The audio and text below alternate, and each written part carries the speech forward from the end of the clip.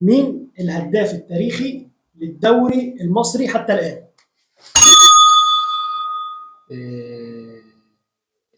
بص، هو السؤال ده بنقطتين. نقطة بالظبط كده، وحسن الشاذلي. نقطة للعيب ونقطة لعدد الأهداف. لو تعرف عدد الأهداف حاجة و80. تعرف عدد الأهداف يا ميسيو؟ 100 حاجة و30. هو 173.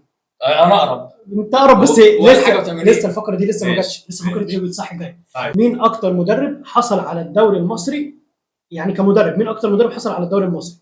مصري ولا أجنبي؟ هو مصري. مصري؟ أكتر مدرب كسب الدوري. بس ده قديم. ده قديم. أنا مش عاوز أقول لك كلام أكتر من كده. الجوهري. إجابة صحيحة. الجوهري. مش الجوهري. لا، الجوهري. هو جوجل بيقول الجوهري. جوهري. في حد تاني عندك طيب؟ هو قديم بس الجوهري ده هو درب منتخب ودرب بقى زمالك. لا، انا بتكلم في الدوري. ايوه قصدي انت قصدك القاب عموما يعني. ماشي نخش